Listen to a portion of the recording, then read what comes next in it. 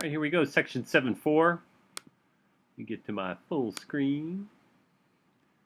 Very exciting section for me. Hopefully I've been previewing this function that we are about to embark on. It's evaluate logarithms and graph logarithmic functions. Typically we drop all the rest of this and call these the log functions, but the official name is a logarithm. So vocab-wise, logarithm denoted by this written here. I typically like to write it with parentheses, so I will use that quite a bit. Log, and then B is for the base number, parentheses, and we use the word of y, and is equal to the variable x. If you could, always remember that logs are equal to exponents. The whole point of a log function is to solve for an exponent. We can switch forms, so the way this is written, we can write it as base b raised to the exponent x is equal to y. And again, you may be sitting there, what is going on? The whole point of log functions is to solve, and let's just do a problem. Let's say 10 is raised to some power, and my favorite number in the whole world is 24. I made that up. My favorite number is actually 7. But let's say 10 raised to some power is equal to 24, and you want to know what that power is. You realize you don't have the skills. You can't divide by 10, add 10, multiply by 10, raise the power 10. You have no way to solve for x. And knowing this switch, this log switch, you can. You can say log base 10 of the answer, 24, is equal to x. And notice that switch again. B is the base, right? So the base number of 10 goes to this base number 10 right here in the log notation. Y is always the answer, right? 24. And then finally, x is equal to the log function. I'm going to switch to my calculator and just show you. This is so exciting. The calculator has a log button right there. I got to switch back real quick. Common log. So sorry to do this to you, but basically people, when you did base 10, that is so frequently used that they said that's just a common log. So really, I could have written this. It's kind of a lazy notation. People just said, look, if you're doing base 10, you actually don't have to write the base 10 anymore. But you'll see in a second when we go through some of the examples, we can use other bases. But the common log, which your calculator has, the common log base 10, it also has the natural log where it uses base e. And that, instead of writing log base e, we use the notation ln for natural log. So again, back to the calculator. Notice we have a log button and an ln button. So I want to solve log of 24. And again, you're like, hey, where's the base 10? I don't need the base 10 if I'm doing common log. And here is my answer, 1.38. So what did I solve for exactly? I now know that 10 raised to whatever my answer was, I'm just going to round it to 1.38, I don't know, 0. And notice if I hit enter there, I get, well, close enough, 24, right? If I wanted more accuracy, 10 raised to the 1.3802, and see how close. Oh, I'm getting so close, right? Again, that's the point of the log function. It solved for this exponent. And if that, you can kind of always remember, if you're ever confused, say, what is this whole log function? What is the point of it? Think back on this very simple example. It allows you to solve for the exponent. It allows you to solve for the variable when the variable is an exponent. Super duper stuff. Here we go. I'm excited. Full screen it. So here again, by definition, and they're showing you how to do the switch, right? Log base b of y is equal to x. And you're welcome to, especially when you're just getting started out, to just switch forms constantly to be able to see how that works.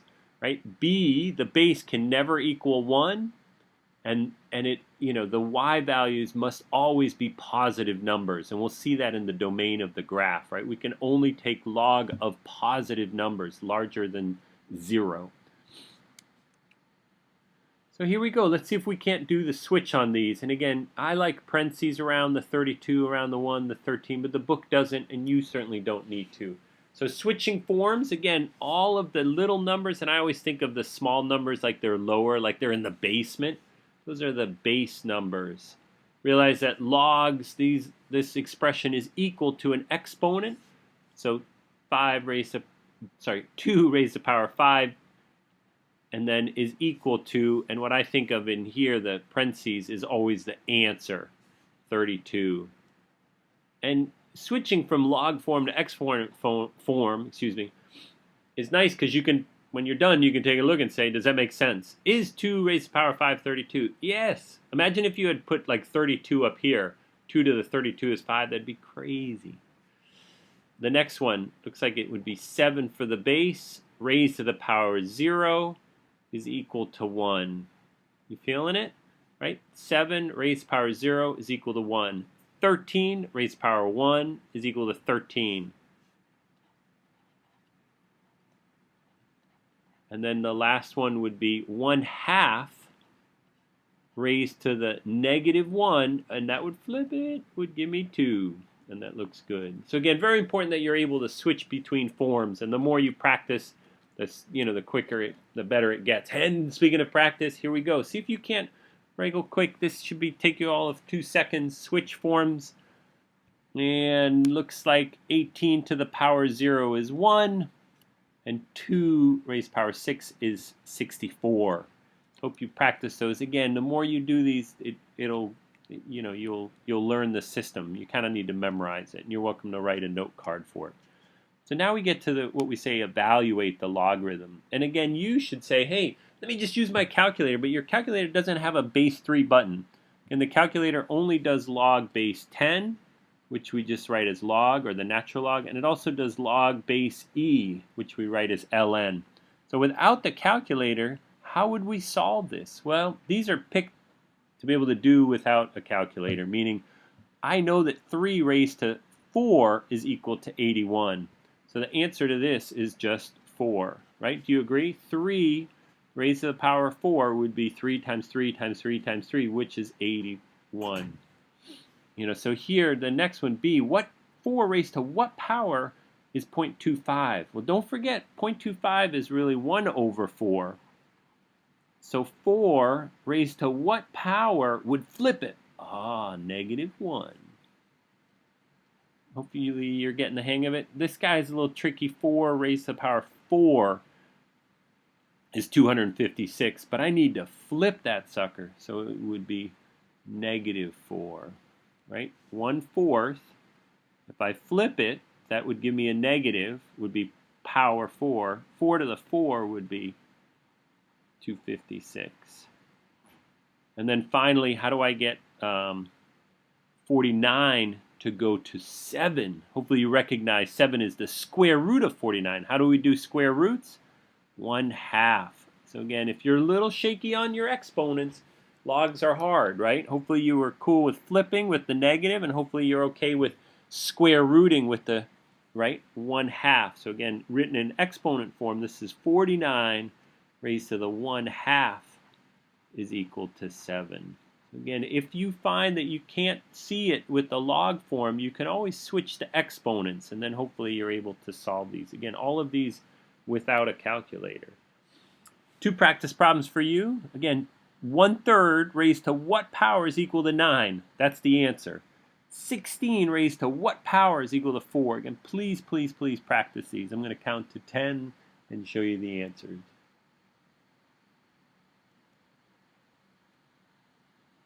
And here we go. That was a fast 10. Hopefully you got it, right? 1/3 raised to the -2. The negative would flip the 1/3 to 3. 2 would square it to 9. And 16, the square root of 16, which is written as an exponent of 1/2.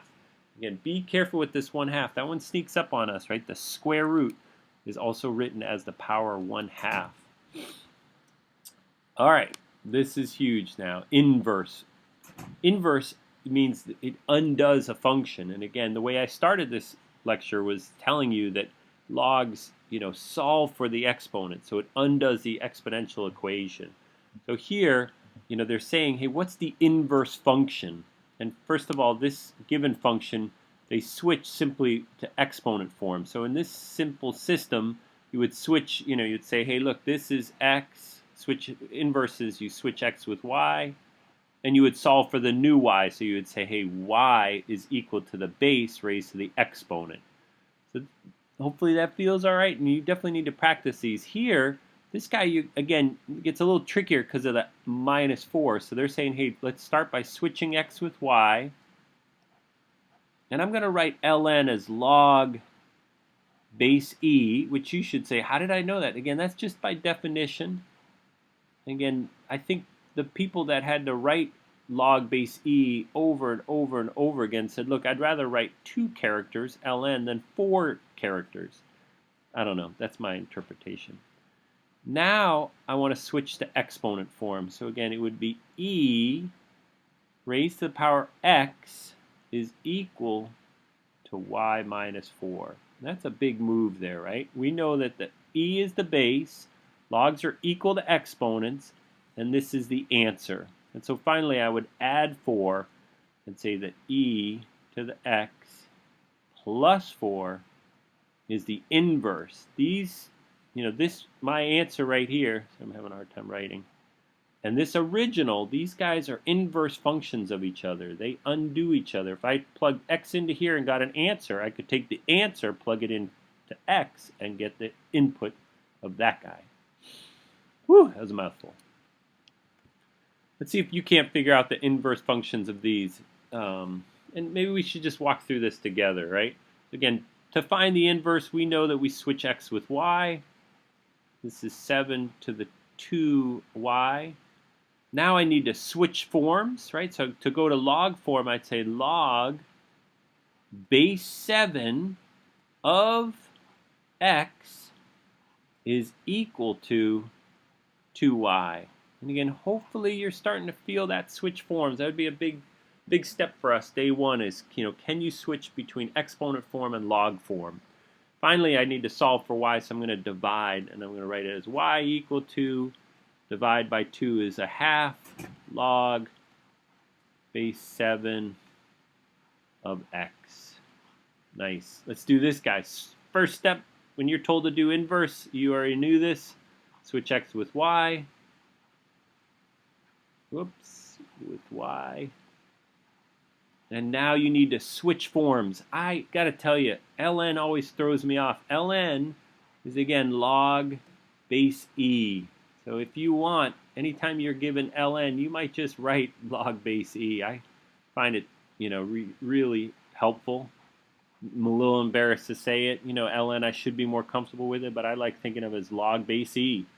Now I'll switch forms. So e raised to the exponent x is equal to y plus 6.